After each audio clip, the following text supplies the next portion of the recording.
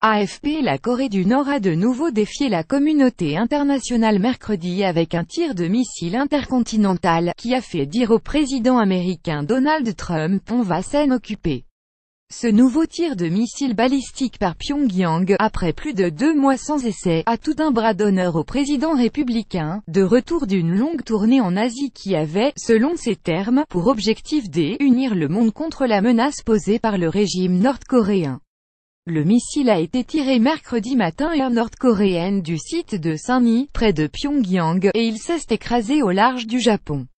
Le Pentagone a précisé que le missile n'avait pas présenté de danger, ni pour les États-Unis continentaux, ni pour des territoires américains ou des pays alliés.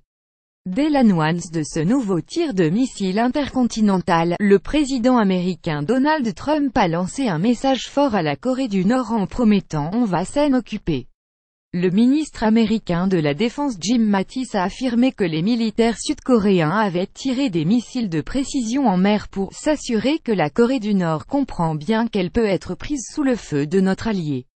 Selon lui, le missile qui s'est abîmé en mer du Japon après un vol de quelques 1000 km a atteint la plus haute altitude de tous les tirs effectués par Pyongyang à ce jour.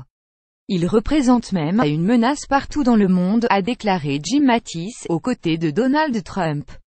Il s'agit d'un « acte violent » qui ne peut pas être toléré, a dénoncé le Premier ministre japonais Shinzo Abe. Nous ne céderons jamais à aucun acte de provocation.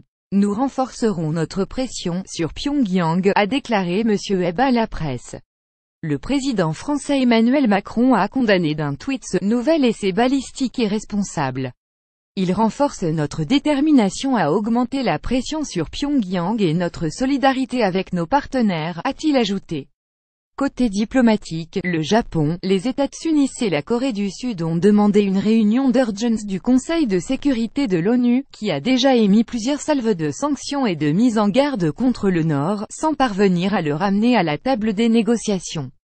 Elle doit se tenir mercredi vers 21h30 GMT, assurance vie. Au-delà de la rhétorique du président Trump, le secrétaire d'État américain Rex Tillerson affirme que les options diplomatiques pour résoudre la crise nucléaire avec la Corée du Nord restent sur la table, pour l'instant. Le chef de la diplomatie américaine a, par la voix de sa porte-parole, exhorté la communauté internationale à prendre de nouvelles mesures, au-delà des sanctions déjà adoptées à l'ONU, y compris le droit d'interdire le trafic maritime transportant des biens vers et depuis la Corée du Nord. Les efforts diplomatiques à plusieurs bandes engagés par Washington, notamment par le biais de la Chine, pour tenter de mettre fin aux activités balistiques et nucléaires de la Corée du Nord semblent pourtant n'avoir aucune prise sur les décisions du leader Kim Jong-un. Le tir intervient 8 jours après la décision de Washington de réinscrire la Corée du Nord sur la liste noire des États soutenant le terrorisme, un geste qualifié de grave provocation par Pyongyang. Le 3 septembre, la Corée du Nord menait son 6e essai nucléaire, le plus puissant à ce jour, qui concernait selon les autorités nord-coréennes une bombe H suffisamment petite pour équiper un missile. Le 15 septembre, moins d'une semaine après l'adoption par l'ONU d'une 8e série de sanctions, Pyongyang tirait un missile balistique au-dessus du Japon, sur une distance de 3700 km, selon Séoul. L'absence de tests de missiles depuis avait soulevé l'espoir que le durcissement des sanctions de l'ONU portait ses fruits.